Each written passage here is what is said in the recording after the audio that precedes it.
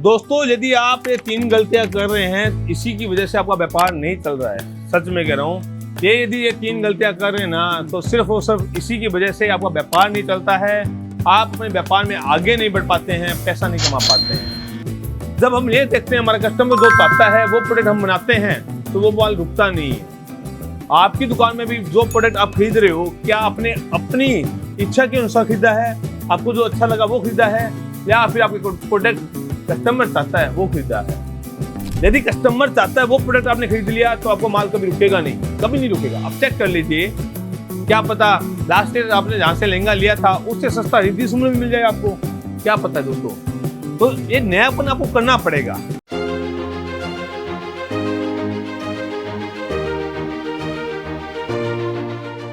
दोस्तों, यदि आप ये 3 गलतियां कर रहे हैं, इसी की वजह से आपका व्यापार नहीं चल रहा है, सच में कह रहा हूँ। यदि ये 3 गलतियां कर रहे हैं ना, तो सिर्फ और सिर्फ इसी की वजह से आपका व्यापार नहीं चलता है, आप अपने व्यापार में आगे नहीं बढ़ पाते हैं, पैसा नहीं कमा पाते हैं। तो जानना चाहेंगे तो इस वीडियो देखिएगा दोस्तों, और शेयर कीजिएगा उन लोगों को जो वाकई में गलती कर रहे हैं। पहली गलती, हम जो प्रोडक्ट खरीदते हैं, जो भी लहंगा या साड़ी या कुर्ती जो खरीदते हैं, वो कुर्ती क्या हम अपने अनुसार खरीदते हैं, या जो वो कस्टमर चाहता है वो खरीदते हैं? मेरी बात को गहराई से समझिएगा। रिद्धि सुमन फैब्रिक जो कि फैक्ट्री आउटलेट है, हम लहंगा वही बनाते हैं जो हमारे कस्टमर चाहते हैं। जब हम ये देखते हैं हमारा कस्टमर जो चाहता है वो प्रोडक्ट हम बनाते हैं, तो वो माल रुकता नहीं है। आपकी दुकान में भी जो प्रोडक्ट आप खरीद रहे हो, क्या आपने अपनी इच्छा के अनुसार खरीदा है, आपको जो अच्छा लगा वो खरीदा है, या फिर आपके प्रोडक्ट कस्टमर चाहता है वो खरीदा है? यदि कस्टमर चाहता है वो प्रोडक्ट आपने खरीद लिया, तो आपको माल कभी रुकेगा नहीं, कभी नहीं रुकेगा। अब चेक कर लीजिए, आप वो प्रोडक्ट लेके आए जो कस्टमर चाहता है, आएगा कस्टमर लेके जाएगा, आएगा कस्टमर लेके जाएगा, आएगा कस्टमर लेके जाएगा, कहीं तकलीफ नहीं है। तकलीफ जब आती है, ये लहंगा मुझे पसंद है लेकिन मेरे कस्टमर को पसंद नहीं है, कैसे बिकेगा? ये लहंगा मुझे पसंद है लेकिन मेरे कस्टमर को पसंद नहीं है, तो ये लहंगा बिकेगा कैसे? ये तभी बिकेगा जब मेरे कस्टमर को पसंद होगा, वो लहंगा मैं लेके आता हूँ तो माल बिकता है। ये सबसे बड़ा कारण है फेल होने का, कि हम वो लहंगा, वो साड़ी, वो कुर्ती खरीदते हैं जो सिर्फ हमें पसंद होती है, हमारे कस्टमर को पसंद ही नहीं आती है। होता कि वो माल बिकता नहीं है, काफी समय के बाद उसे एंड स्टॉक, डेड स्टॉक या आधे रेट में या सेल करके निकालना पड़ता है। और मजे की बात है कि सेल करने के बाद भी वो माल नहीं बिकता है, क्योंकि दोस्तों वो प्रोडक्ट आपका है, आपकी पसंद है, आपके कस्टमर की पसंद नहीं है। तो सबसे पहली गलती जो होती है वो यही होती है कि हमने कस्टमर जो चाहता क्या है उसको पहचानते नहीं है, उसकी वजह से व्यापार फेल हो जाता है। यदि आप भी ये गलती कर रहे हैं तो मत कीजिएगा। दूसरी गलती, खाली समय आता है, मंदा का दौर आता है, जब ग्राहकी नहीं होती है। दोस्तों, 24 घंटे ग्राहकी तो नहीं होती है, 24 महीने ग्राहकी नहीं होती है। देखिए, एनी टाइम ग्राहकी नहीं होती है, उतार चढ़ाव आते हैं। तेजी आती है तो पैसा कमाने का समय आता है, हर कोई कमाता है, लेकिन मंदा आता ना, तो लोग क्या करते हैं, सुबह घर से आएंगे, दुकान पे बैठ जाएंगे और दुकान पे चाय पीते हैं, गॉसिप करते हैं, बातें करते हैं, और घर पे शाम को चले जाते हैं, जिसकी वजह से उनका व्यापार फेल हो जाता है। ये दूसरा सबसे बड़ा कारण होता है। मैं आपको बता दूं दोस्तों, जब हमारे पास मंदी आती है तो हमारे पास काम बढ़ जाता है। बढ़ कैसे जाता है दोस्तों? उस टाइम हम एनालाइज करते हैं कि पिछले साल हमारे कौन सा माल बिका था, कौन से महीने में कौन सा माल बिका, पहला एनालाइज करते हैं। दूसरा एनालाइज करते हैं कि पिछले साल हमारे पास कौन कौन से कस्टमर आए थे, कौन कौन से हमारे पास कस्टमर, हमारी बहनें हमसे लहंगा लेके गई थी, हम ये एनालाइज करते हैं। कौन सा कस्टमर हमारे पास नहीं आया वो भी एनालाइज करते हैं। पहला प्रोडक्ट चेक करते हैं, दूसरा हम चेक करते हैं कस्टमर कौन सा आया, कब लेके गया।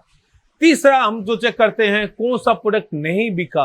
ये दोस्तों, ये भी चेक करना बहुत जरूरी है कि जो हम सब लहंगा बनाते हैं, सब नहीं होता ना तो सब बिक जाए।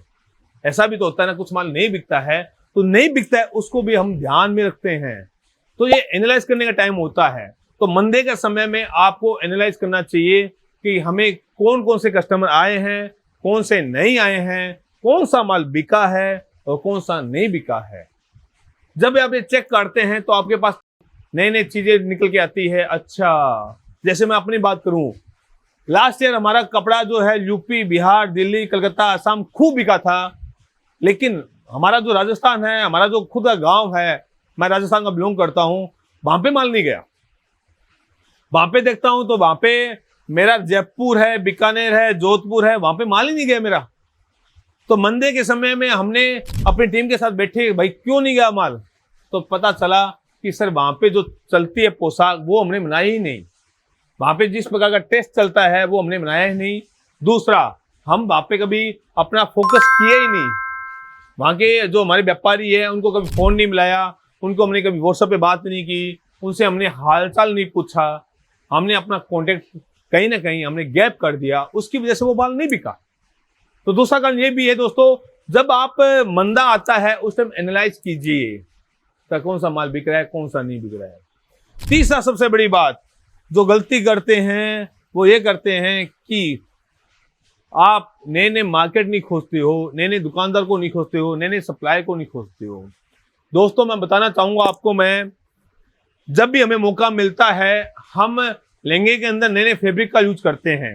आपको दिखाना चाहूंगा, ये जो नया कपड़ा आया है उस पर हमने लहंगा बनाया है, ये कपड़ा एकदम अलग है, इसमें हमने लहंगा बनाया है, ये कपड़ा एकदम अलग है, इस पर हमने लहंगा बनाया है, ये कपड़ा एकदम अलग है, इस पर हमने लहंगा बनाया है, ये टिम्कल नेट है, इसमें हमने अलग बनाया है, ये देखो ये कपड़ा एकदम अलग है, ये इस पर लहंगा बनाया है, ये देखिए ये कपड़ा एकदम अलग है, इस पर लहंगा बनाया है।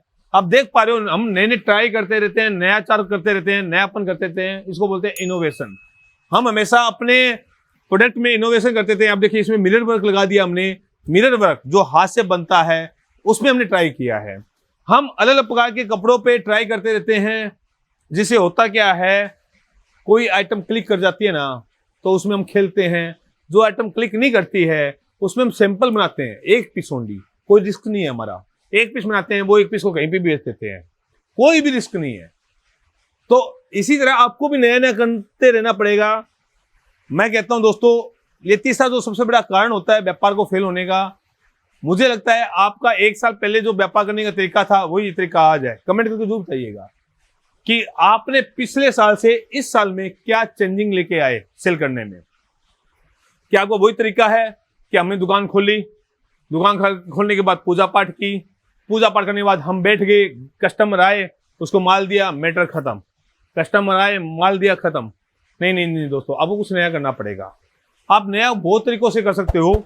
आप इंस्टाग्राम पे रील बना सकते हो, फेसबुक पे चढ़ा सकते हो, यूट्यूब पे चढ़ा सकते हो।